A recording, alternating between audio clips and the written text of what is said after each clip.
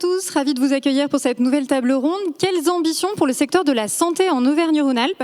Alors, un secteur que nous suivons tout particulièrement ici avec notre bureau régional en Auvergne-Rhône-Alpes, car la crise Covid-2019, elle a pointé à la fois une vulnérabilité, mais une nécessité de réorganiser la filière. Et on va le voir aujourd'hui, c'est aussi à partir de la région Auvergne-Rhône-Alpes que se prépare la suite.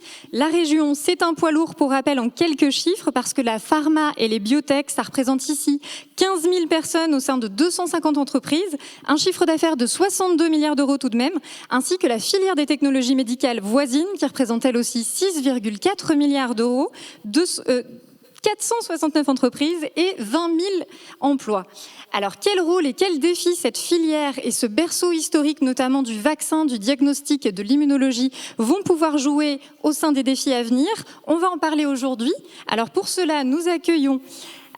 on aura Sébastien Michel, directeur des affaires publiques de l'accès au marché du laboratoire Viatris. Bonjour. Bonjour. Également Laurence Fautra, vice-présidente de la région Auvergne-Rhône-Alpes et maire de Dessines-Charpieu. Bonjour. Jean-Yves Graal, directeur régional de l'Agence régionale de santé en Auvergne-Rhône-Alpes. Bonjour. Philippe Sens, à vos côtés, président de Lyon Biopôle, directeur général délégué de la stratégie au sein de l'Institut Mérieux. Bonjour. Et enfin, Isabelle Rivera, responsable des partenariats à l'OMS. Bonjour. Bonjour. Alors, pour démarrer, sur cette première séquence, on va d'abord s'intéresser à ce qu'il faut retenir de la crise Covid et des enjeux générés à l'échelle régionale. On va commencer avec vous, Jean-Yves Graal, notamment. Ces enjeux, ils restent forts finalement aujourd'hui pour le secteur public que vous représentez et quelle que soit la géographie du territoire, on le voit aussi en Auvergne-Rhône-Alpes. Oui, merci de m'avoir invité. Je crois que c'est important de souligner l'importance de ce que nous avons vécu. Et vous l'avez bien dit, la crise Covid a été d'abord un révélateur à la fois de nos forces et de nos faiblesses.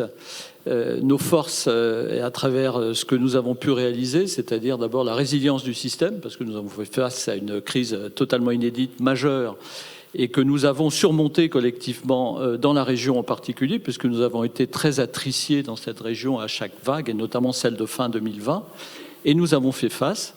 Deuxième point de force, je crois, qui a été mis en évidence, c'est le travail en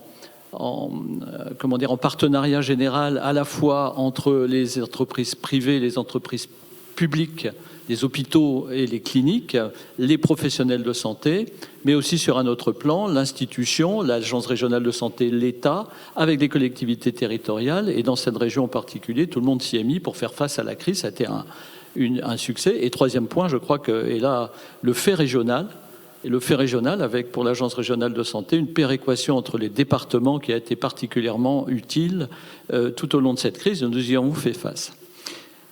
Des forces, mais aussi des faiblesses dont nous nous sommes tous collectivement aperçus, c'est-à-dire notamment cette interdépendance. On l'a vu bien sûr sur les équipements de protection individuelle et les masques, bien sûr, mais aussi, je tiens à le souligner, les médicaments, puisque nous nous sommes retrouvés dans un moment donné, notamment début 2020, dans un problème d'approvisionnement des services de réanimation en curare notamment ou dans d'autres produits, qui ont entraîné un besoin de déprogrammation importante, donc une chaîne derrière, et on s'est aperçu que nous avions très certainement, mais là ça dépasse la région en elle-même, mais un problème d'accès à un certain nombre de choses qu'on pensait inépuisables, et on s'est rendu compte que dans la crise, ma foi, on y faisait face. Donc voilà globalement ce qu'on peut dire de cette région, mais je souligne particulièrement la coopération à tous les niveaux, dans toutes les strates dans cette région, qui a fait face à une crise inédite et majeure, et puis ce fait régional important, me semble-t-il.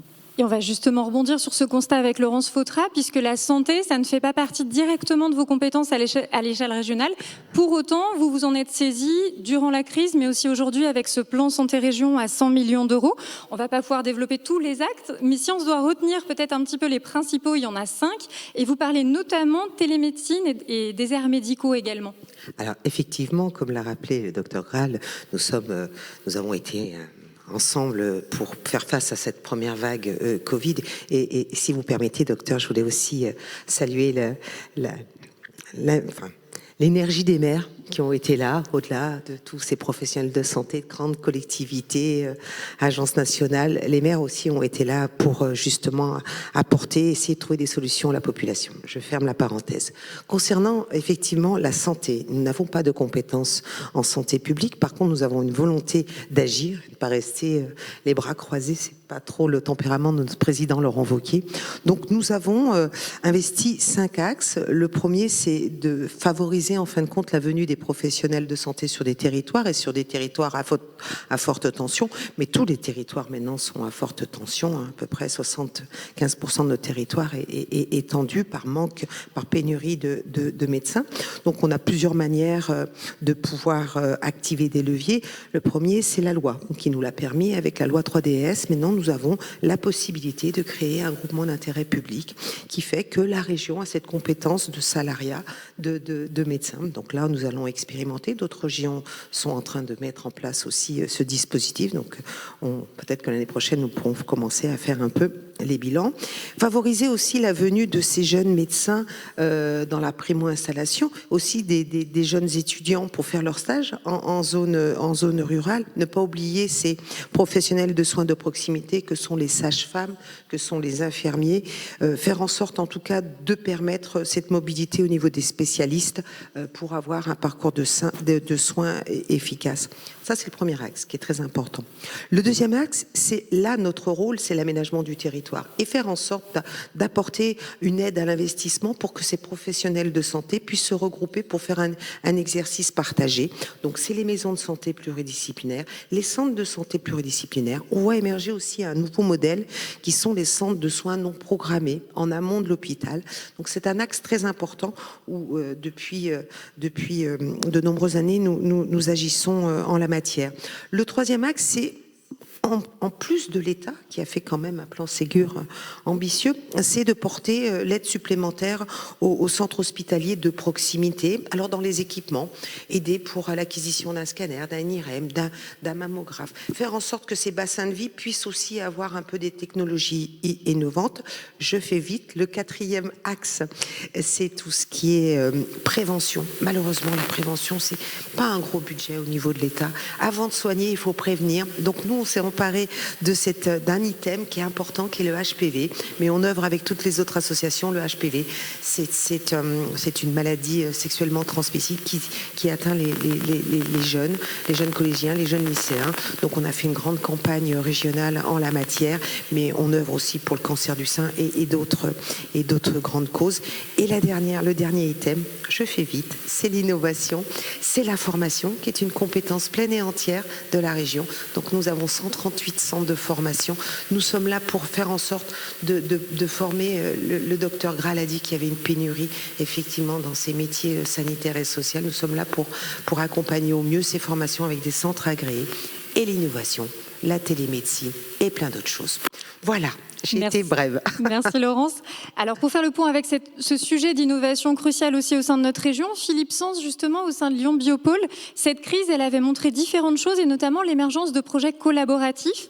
Au sein de Lyon Biopôle, on a vu qu'il y a eu 200 projets d'innovation en 2021 qui ont été accompagnés. Quelles leçons peut-être on tire à ce sujet-là? Il y en a qui n'auraient pas pu voir le jour sans l'écosystème qu'on a et peut-être sans cette crise aussi. D'abord, je pense que d'une façon générale, cette crise a remis l'église au centre du village et a rappelé ce qu'on avait un peu oublié, ce qui est la santé publique. Elle a aussi permis de le rappeler, mais j'espère qu'on s'en souviendra, que le temps long des sujets et des problématiques auxquels on est confronté n'est pas nécessairement le temps court du politique. Ça, c'est dit de façon bien entendu très générale, mais malheureusement, les masques ou l'absence de masques en a été une cruelle illustration. En ce qui concerne Lyon Biopôle, rappelez que lorsque Lyon Biopôle a été créé, son focus était les maladies infectieuses.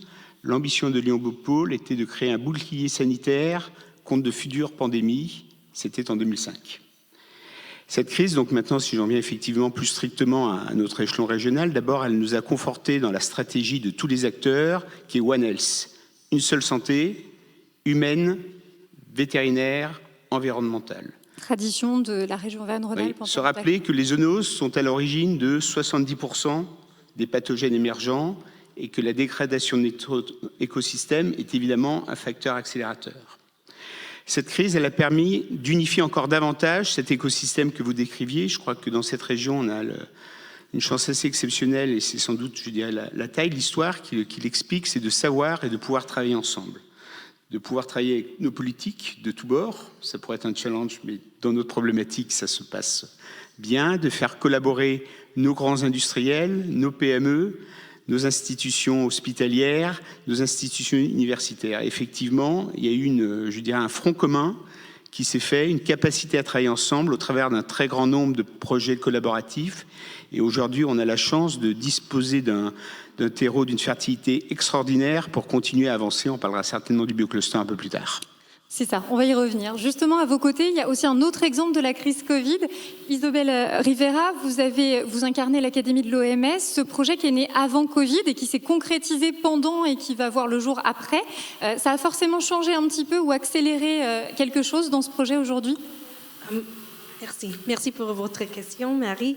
L'un des aspects vraiment remarquables de la pandémie, c'était la rapidité de recherche des découvertes scientifiques. Et ça permet il est évidemment très clair pour nous que nous avons besoin d'un personnel de santé qui sont prêts à avoir de dernières connaissances et formations de la santé. Mais aussi, il montre la nécessité d'avoir un hub global que local. Et ce sont des leçons de Covid, mais une des parties un peu qui a un impact dans notre académie à cause de Covid, c'est le lancement de notre site en ligne parce qu'il y avait de quelque chose qui incident technique. Oui, c'est ça, toujours dans les choses techniques. Mais la Covid aussi, la pandémie, montre la nécessité de travailler ensemble pour avoir vraiment un soutien et aussi une réponse très liée. Oui. On y reviendra dans une deuxième partie plus axée sur les enjeux de l'écosystème lyonnais également. Je ne vous ai pas oublié, Sébastien Michel. On va revenir aussi avec vous. J'étais pas inquiet. Parfait. Alors, vous présentez le laboratoire Viatris, deuxième acteur pharmaceutique sur le marché des médicaments délivrés en ville. On a vu dans cette crise à la fois la place qu'occupe la région Auvergne-Rhône-Alpes. Pour vous, est-ce qu'on peut rappeler un petit peu comment ça continue de constituer une base importante ? Votre siège est situé pas loin d'ici, dans le biodistrict de Gerland. Tout à fait. Plus globalement, on le dit souvent, et j'aime bien cette expression, Lyon est considérée comme la capitale des sciences du vivant. Et je crois que d'abord, on construit du solide sur une histoire. Et sur ce territoire, il y a une vraie histoire, c'était évoqué tout à l'heure, avec des familles qui ont lancé des entreprises et des laboratoires remarquables. Et pour ce qui nous concerne, nous sommes présents à Lyon depuis de très nombreuses années. Et aujourd'hui, on a fait le choix d'installer notre siège français au cœur du biodistrict de Gerland, et c'est pas anodin. C'est d'autant moins anodin qu'on a également 2 sites industriels, l'un à Mézieux, donc tout proche d'ici, et l'un un tout petit peu plus loin à Châtillon-sur-Chalaronne, parce que dans l'Ain exactement, et c'est important pour nous d'avoir cet ancrage local, parce que c'est d'une certaine façon ce qu'a dévoilé aussi cette crise, c'est que crise globale, mais c'était évoqué par différents intervenants il y a quelques instants, la réponse elle a été parfois très locale, et on a pu voir durant cette crise à quel point il était important de pouvoir répondre présent sur le plan industriel, et ça a aussi rappelé la nécessité de pouvoir avoir une véritable, si ce n'est indépendance, au moins être maître de notre propre destin sur le plan industriel, et on a essayé de jouer notre carte durant cette période. L'exemple typique, c'était évoqué tout à l'heure par le docteur Graal sur le sujet des médicaments de réanimation, notamment sur les curares. On a dû faire face à ce moment-là à une explosion de la demande de ces médicaments. Et pour ce qui nous concerne, on a répondu présent. Il a fallu faire preuve de beaucoup de détermination et surtout de remettre au goût du jour des médicaments qui étaient parfois oubliés ou en tout cas pas forcément considérés comme le sont les grands médicaments d'innovation. Et effectivement, on a sauvé des vies avec à quoi, par exemple, du midazolam, par exemple, qui est un médicament de sédation, qui coûte 80 centimes d'euros l'ampoule, donc ça peut paraître rien du tout, mais c'est ce qui a permis de sauver des vies. Et surtout, l'exemple typique de cette période-là, c'est qu'on a su, grâce au travail collaboratif et collectif que vous évoquiez, trouver les bons process pour justement gagner en agilité, gagner en rapidité. Typiquement, sans jamais sacrifier la qualité, on a pu sauter une étape de conditionnement et approvisionner les établissements hospitaliers dans la région, mais ailleurs, qui en avaient besoin pour pouvoir sauver des vies. Et quelque part, pour une entreprise comme la nôtre, et c'est vrai, je crois, pour beaucoup d'entreprises qui interviennent dans le domaine de la santé, cette crise, elle a aussi remis au goût du jour le sens de nos métiers. Et ça a été aussi extrêmement intéressant et important pour nos collaborateurs. Jean-Yves Graal, je vous voyais acquiescer. Peut-être un mot sur ce partenariat. C'est un enseignement de cette crise Covid aussi, de pouvoir travailler peut-être plus étroitement demain sur de nouvelles substitutions de médicaments quand c'est possible. En tout cas, un meilleur partenariat avec ces acteurs industriels. Alors, vu du directeur général de l'Agence régionale de santé, qui n'est pas un opérateur lui-même, mais qui a supervisé tout ça, bien évidemment, et moi je ne peux qu'acquiescer, bien évidemment, puisqu'on s'est retrouvés, les hôpitaux, les médecins en réanimation notamment, se sont retrouvés avec des choix cornéliens à modifier leurs prescriptions tout simplement pour aller vers des principes actifs qui n'étaient pas, effectivement, comme le dit très bien, ceux qui étaient up-to-date, mais des médicaments un peu passés, mais qui sont revenus pour faire l'essentiel. Et je crois qu'on a beaucoup appris de ce côté-là, et je rejoins bien ce qui a été dit. C'est-à-dire qu'on a redécouvert des choses simples qu'on avait peut-être qu'on avait un peu oubliées, c'est-à-dire notamment le bienfait de la vaccination, tout simplement, la santé publique banale. Si on est tous là aujourd'hui, c'est parce que aussi, à un moment donné, il y a eu des vaccinations, une politique de santé publique avec, je pense à la polio, je pense à un certain nombre de vaccinations qui ont porté leurs fruits et qu'on a un peu oublié, je crois. Et je crois que ça, au moins, il faut toujours tirer bénéfice de circonstances douloureuses. Et je pense que cette circonstance nous oblige à réfléchir pour l'avenir, très certainement, sur la prévention sur tous ces actes, mais qu'on ne se paye pas de mots, qu'on aille sur des vraies actions concrètes qui sont évaluées et sur lesquelles on regarde les résultats et non pas parfois un peu un rouleau compresseur de grandes idées et pas forcément fondées au point de l'expérience. Alors, avant d'aller sur la suite, j'aimerais qu'on s'arrête juste quelques minutes sur ce que ça a permis aussi de réimpulser cette crise au sein de l'écosystème local. On a par exemple un projet de biocluster en immunologie qui a été porté justement à la fois par cet écosystème local, mais aussi par la région. Alors Laurence Fautra, peut-être un petit mot. C'est vous qui l'avez porté. C'est un dossier pour appel de candidature dans le cadre du plan Innovation Santé 2030. Oui, il y a 3 bioclusters. C'est des appels à projets et évidemment nous avons... ils ont répondu et nous les accompagnons évidemment sur de l'investissement. C'est une des priorités du président Laurent Wauquiez. Voilà. Après, techniquement, on est là pour accompagner. Voilà. Nous, Philippe Sens, on va vous renvoyer la balle également. Nous ne sommes pas des experts, mais voilà, on accompagne ces appels à projets, effectivement. Sur cet appel à projet, pour recadrer les choses, il y a 3 bioclusters qui sont en projet au niveau français. Un qui a déjà été décerné à Paris-Saclay, et donc il en restait 2, dont un en immunologie qui nous intéresse tout particulièrement en Auvergne-Rhône-Alpes. Pour être plus précis, c'est pas en immunologie, c'est sur les maladies infectieuses émergentes. Voilà, c'est ça. Donc c'est effectivement, vous l'avez bien rappelé, ça s'inscrit dans le cadre des recommandations du CSIS.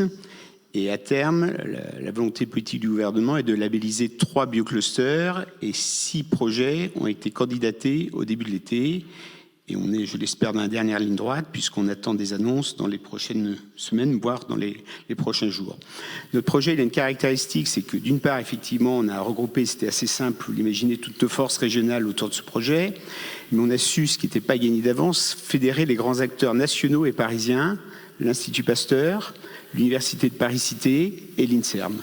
Donc toutes les forces nationales se sont regroupées autour de ce projet, parce que je crois qu'il y a aussi une gestion de ces crises qui est de travailler mieux ensemble et qu'il y avait un certain nombre de divisions, de complexités qui sont apparues très dérisoires au regard de ce qu'on a vécu ces dernières années, et c'est pour ça qu'on est arrivé à fédérer tout le monde.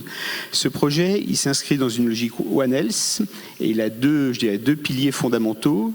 Évidemment le diagnostic et la prévention des maladies émergentes, mais également la résistance aux antibiotiques, qui est une pandémie, mais une pandémie invisible. C'est quelque chose que l'on ne voit pas immédiatement, mais qui est certainement, je pense que vous en conviendrez, un des très très très gros enjeux auxquels on fait déjà face, et répond à la fois à une demande de souveraineté européenne, on en a abondamment parlé, mais également notre capacité à préparer notre armement face à une prochaine pandémie.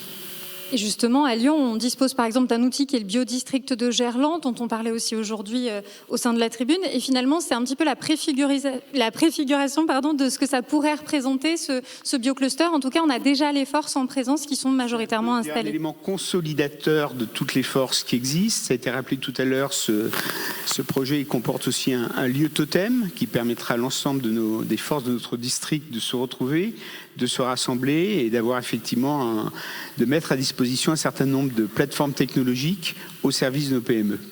Avec un enjeu financier aussi, puisqu'une enveloppe de 300 millions pour l'ensemble des projets, ça pourrait faire une manne financière de 80. Chaque projet doit être doté de 80 à 100 millions, ce qui est un financement sur une période de 10 années. Et l'ensemble de nos acteurs industriels et académiques ont matché ce financement, c'est-à-dire que lorsqu'on a déposé notre dossier, on avait un engagement financier de la part de l'ensemble de nos acteurs équivalent au financement public. Alors, en parallèle à ce projet de biocluster, on a aussi le projet d'installation, comme on le disait tout à l'heure, de l'Académie de l'OMS à Lyon. Dans ce cadre-là, on a eu différents concours des collectivités locales et de la France en matière de financement sur un budget total de 120 millions d'euros.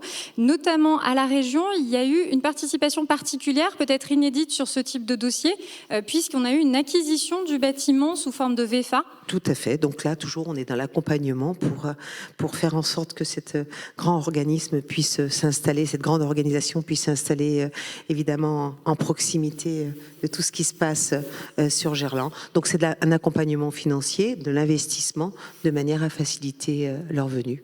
Voilà, à hauteur de, je crois, je ne vais pas dire de bêtises, de 250 000 euros pour l'accompagnement. On est pour faciliter, voilà, nous sommes des facilitateurs. En sachant que l'enveloppe globale était cofinancée par l'État, les collectivités locales, des partenaires privés également sur le terrain. Et Isobel Riviera, finalement, ce soutien à la fois région mais écosystème, peut-être au sens plus large, ça a été déterminant pour s'installer à Lyon. Nous avons choisi Lyon et nous sommes ravis que l'Académie soit hébergée à Lyon. Considérant l'environnement exceptionnel qu'offre le territoire de Lyon. C'est le pôle d'excellence en termes de formation, de recherche en santé à proximité de Genève. L'implantation et le développement de l'Académie, c'est vraiment un lieu idéal pour l'Académie. Et l'Académie sera au cœur du biodistrict de Gerland. Et ça contribue d'avoir un développement d'une pôle de santé globale à Gerland. Et nous sommes très heureuses de collaborer vraiment avec la région, les partenaires, les métropoles, la ville de Lyon, et leur support, leur collaboration nous aide de développer vraiment un vrai écosystème lyonnais et régional. Sachant que cette implantation, elle permettra de faire venir jusqu'à 16 000 personnes en présentiel, mais former plus largement 10 millions de personnes en digital. C'est ça l'objectif. À partir de quand aujourd'hui, puisque les travaux sont encore... Oui, le bâtiment est en temps d'être construit. Nous pouvons déménager au bâtiment en 2024. Mais nous avons besoin de considérer l'Académie dans une situation différente qu'une formation traditionnelle. Ce n'est pas juste les formations physiques, c'est aussi avoir des bouts de diffusion en ligne, de toucher les apprenants à distance et d'avoir un grand espace ici à Lyon, mais aussi en ligne. Donc, de premières formations sont disponibles en ligne ou vont l'être très prochainement? Le calendrier? Oui, en fait, les prochaines formations, nous serons lancées, c'est de testing. Nous sommes dans une partie de planification et de testing avec les cibles spécifiques, mais nous serons lancés quelques cours dans le troisième trimestre de 2023, mais dans une cible très spécifique pour avoir leur besoin d'être certain que les formations seront très bien pour diffuser plus largement. Et alors, si on revient peut-être un pas en arrière sur ce biodistrict, Sébastien Michel, est-ce qu'on peut... La mission principale de ce biodistrict, on vient de le voir, ça a été aussi de rapprocher les acteurs, de briser les silos. Pour un industriel comme vous, encore une fois, ça a permis quoi finalement, cette présence dans un quartier comme Gerland ? Ce qui est important, c'est de raisonner en termes d'écosystème. Et là encore, ça a été dit précédemment, mais ce qui fait la force de ce biodistrict, c'est d'avoir sur place à la fois des industriels, à la fois des institutions, des autorités de santé, et ça permet de faciliter le dialogue, faciliter les échanges, et donc c'est positif pour tout le monde. Ça, c'est le premier élément. Et le deuxième élément qui est important aussi, c'est de se dire que ça permet d'atteindre quelque part une taille critique. Philippe Lamoureau l'évoquait tout à l'heure. Si on veut compter dans le concert européen, il est important de pouvoir jouer collectif, travailler en équipe et se rassembler. Et je crois que c'est aussi une des spécificités de ce modèle lyonnais qu'on évoque souvent, c'est qu'à Lyon, quand il s'agit de travailler pour l'essentiel, et là en la matière on a un bel exemple, on est capable de s'affranchir de beaucoup de différences, et je crois que c'est comme ça qu'on peut aussi arriver à avoir des résultats satisfaisants pour les patients. Et ça ouvre aussi notre dernière et troisième séquence, qui est celle de la suite. Quels enjeux pour la suite ? Notamment l'enjeu de relocalisation. On en parlait ensemble précédemment. Qui dit relocaliser dit aussi demeurer rentable. Alors comment, quand on est dans une industrie comme la santé très capitalistique, qui a besoin d'investir sur l'avenir, on le disait aussi au sein des précédentes tables rondes, quel levier on a pour le faire en France, Sébastien Michel ? Je reviens sur cette notion d'écosystème. D'abord, on a un cadre national qui s'impose à nous, mais c'est effectivement beaucoup plus facile dès lors que vous avez, sur le plan local et régional, des collectivités, des élus qui sont à l'écoute. Et là, force est de constater que, au niveau de la région comme au niveau de la métropole par ailleurs, on a une écoute bienveillante et attentive, et ça permet de faciliter les projets. Ça, c'est le premier élément. En revanche, il y a quelques points de difficulté. Ça a été là encore évoqué par Philippe Lamoureau tout à l'heure. C'est que la France reste un pays extrêmement compliqué en termes notamment de fiscalité, et on voit bien, on évoquait tout à l'heure la clause de sauvegarde, que ça devient aujourd'hui quelque chose de vraiment pénalisant pour notre pays. Et le deuxième élément, c'est, vous le disiez, on est sur un marché compétitif, et il y a la notion de prix qui doit être liée à la qualité et à la volonté de produire en France, et il faut savoir que les règles aujourd'hui ne sont pas tout à fait les mêmes dans notre pays et dans d'autres pays. Et donc il faut jouer sur l'ensemble de ces facteurs-là pour pouvoir faciliter. Mais ce qui est intéressant, c'est qu'on voit bien qu'il y a une prise de conscience aujourd'hui du politique à tous les niveaux pour justement essayer de prendre en compte et de comprendre ces sujets. Moi, j'ai été frappé, et c'est pas les collègues ici présents qui pourront me démentir, pendant la crise, de voir que parfois il y avait une méconnaissance de ce qu'est l'industrie.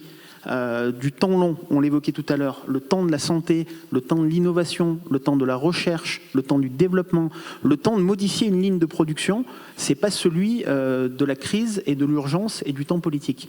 Et donc c'est aussi l'une des vertus de cet écosystème et du biodistrict de Gerland, c'est qu'en interagissant très régulièrement, on arrive à mieux se comprendre, à se mettre à la place des uns des autres et à comprendre quels sont nos besoins respectifs, sachant qu'une fois de plus, je le répète, in fine, on agit, on intervient, on travaille pour le bien-être des patients français. Dans ces enjeux, on avait aussi, Philippe Sens, l'enjeu réglementaire qui s'est pointé de manière très forte dans la crise, mais on a aussi les fast-track, entre guillemets, ces chambres d'enregistrement plus rapides qui sont arrivées pour différents types de médicaments. Est-ce qu'on en retient aujourd'hui quelque chose pour les prochaines générations à venir ? Est-ce que c'est un outil ? C'est pas encore un outil, je dirais, ça a été dit tout à l'heure, c'est déjà un combat. Et pour mener ce combat aujourd'hui, donc il y a eu la semaine dernière une annonce importante avec la création, l'annonce, l'officialisation enfin de l'agence Innovation Santé. Par rapport à ça, les 4 principaux pôles de compétitivité santé en France se sont regroupés au sein d'Enosis, à notre initiative, afin d'être l'interlocuteur de cette agence, parce que finalement les combats de nos sociétés en Rhône-Alpes, au Auvergne-Rhône-Alpes, sont les mêmes que ceux dans d'autres régions. Donc on a décidé de créer cette association pour porter ce combat. Il reste majeur, de même façon qu'il est majeur le renforcement du continuum entre nos grands groupes et les PME, qui est quelque chose d'absolument clé pour le succès sur la durée. Et alors on aura aussi un autre enjeu d'actualité sur la table ici, comme à l'échelle nationale, c'est ce projet de loi de finances pour la sécurité sociale. Sébastien Michel, on sait que les big pharma, les laboratoires ont été particulièrement échaudés par les économies que représente ce plan. Vous avez simplement alerté sur le fait que les coûts sont en décalage par rapport aux investissements nécessaires aujourd'hui ? Mais surtout, c'est parfois frappant de voir à quel point on peut partager un objectif, une ambition, et comment concrètement parfois le système administratif peut aboutir à quelque chose de très différent. 2 exemples très concrets sur le projet de loi de finances de la sécurité sociale. Le premier qui était, on l'a évoqué depuis tout à l'heure, la volonté aujourd'hui qui est marquée par le gouvernement de vouloir favoriser l'investissement industriel en France, et un article 30 dans le projet de loi de finances de la sécurité sociale qui consiste à généraliser les appels d'offres dans les pharmacies. Et on sait très bien que quand on est dans une logique d'appel d'offres, c'est le prix le plus bas qui l'emporte. Et donc là, il peut y avoir une dichotomie. Et donc c'est pour ça qu'on a pu travailler sur le sujet, qu'on a été aujourd'hui entendu, puisque la mesure a été retirée grâce à la mobilisation de beaucoup d'acteurs, et notamment des pharmaciens d'officine. Et le deuxième élément, c'est la clause de sauvegarde que j'évoquais. Aujourd'hui, il s'agit d'un impôt complètement injuste, notamment pour les laboratoires qui, tels que le nôtre, produisent du médicament générique, parce que lorsque l'on met un médicament générique sur le marché, on génère des économies immédiatement. Et un laboratoire comme le nôtre, à peu près chaque année, c'est 1 milliard d'euros d'économies pour le système de santé. Et donc, c'est quelque peu baroque et anachronique de se voir imposer un mécanisme de fiscalité sur la croissance des dépenses de santé, alors même qu'on contribue aux économies.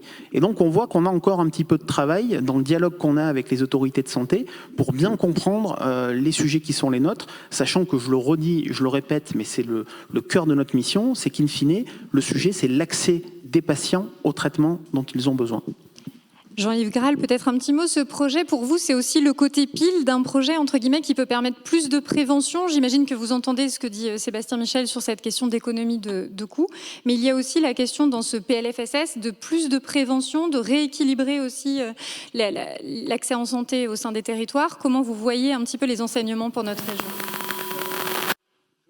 Savoir tirer les expériences, comme on l'a dit, de ce qu'on a vécu, qui était finalement une crise majeure, et en tirer le meilleur. Le meilleur, c'est de s'apercevoir, et je suis totalement d'accord sur l'idée de cette idée de temps long, de cette prévention. Et la prévention, c'est de la prévention sur les comportements, mais c'est aussi la prévention de l'antibiorésistance. Ça appelle 2 choses, me semble-t-il. Tout d'abord, une approche territoriale au plus proche, c'est-à-dire l'équité d'accès à la santé. Et ça se fait pas n'importe comment. Et je crois beaucoup aux contrats locaux de santé avec les collectivités territoriales et notamment locales pour monter des projets, mais qu'ils soient des choses concrètes et pas des grandes idées et des choses dont tout le monde est d'accord, mais qui n'a pas de traduction, mais vraiment faire du terrain. Et puis deuxièmement, bien sûr, et je rebondis sur les médicaments, la juste prescription.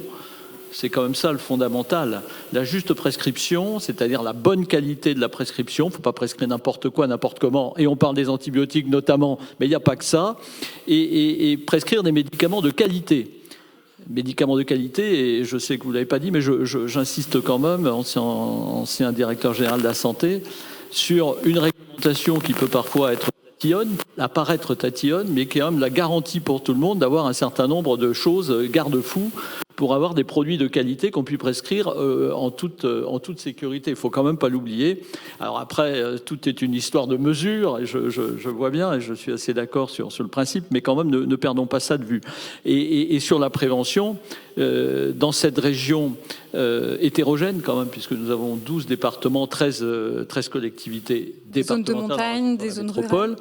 Des régions rurales montagneuses et des régions très urbaines, on a besoin d'avoir un continuum pour que tout le monde ait accès à la prévention partout. Ça veut dire des choses en proximité, des choses claires, pas des usines à gaz, des évaluations sur des choses qui parlent aux gens. Et c'est comme ça qu'on va y arriver.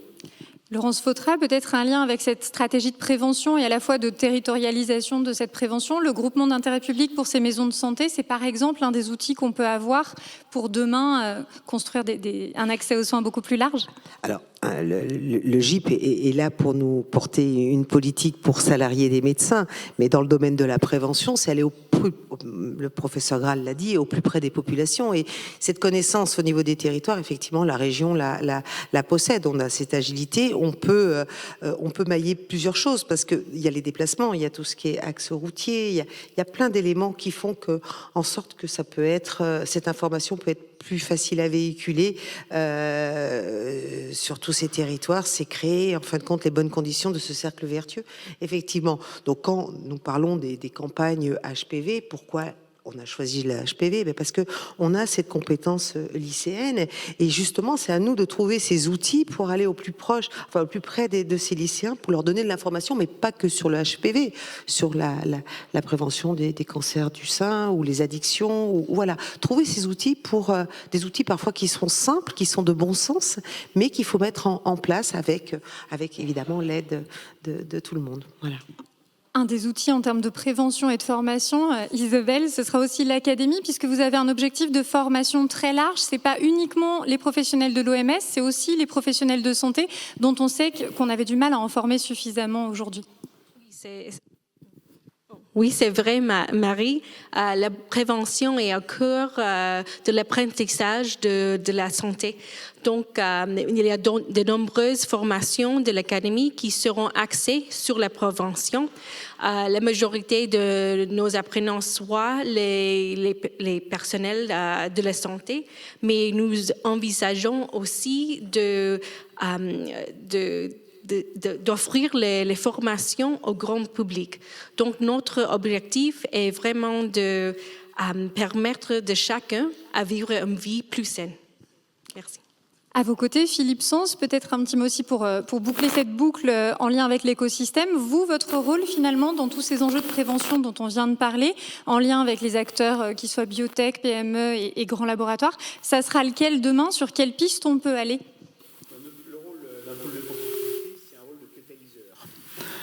C'est un rôle aussi d'accompagnateur de toutes ces jeunes pousses pour en faire des sociétés qui réussissent. Alors, on n'a peut-être pas la prétention de créer un Moderna tous les ans, on en créerait un tous les 20 ans, on aurait déjà un beau taux de succès, mais il y a une nécessité d'accompagner des gens, des scientifiques remarquables qui développent. Il ne faut pas oublier que l'innovation est à la source de tout. Mais l'innovation, c'est des gens brillants qui vont développer des concepts dans des laboratoires et qui ont ensuite besoin d'être accompagnés pour transformer leurs concepts en produits et en business. Et donc, il y a une dimension très importante qui est une des missions clés du Biopôle, qui est cette dimension d'accélérateur. Et c'est une initiative qu'on a lancée avec Florence il y a un peu plus de 18 mois maintenant et qu'on souhaite industrialiser, passer à une autre échelle. Donc, on espère pouvoir le faire dans le cadre du Biocluster, sinon on le fera de toutes les façons. Et l'autre sujet aussi prégnant par rapport à ces jeunes pousses, c'est de leur offrir des laboratoires pour travailler et développer leur business. Et aujourd'hui, on a un véritable enjeu de disponibilité de laboratoires sur le biodistrict et sur Lyon de façon plus globale. Donc ça passera à la fois par des projets d'investissement, des projets immobiliers pour pouvoir répondre à ces... Absolument. Parfait. Je vous remercie beaucoup. Ça va être le temps de terminer cette table ronde. Merci à tous nos invités d'avoir été présents. Je vous donne rendez-vous dans quelques instants avec une nouvelle table ronde, regard croisé sur les attentes des jeunes médecins. Merci beaucoup. Merci.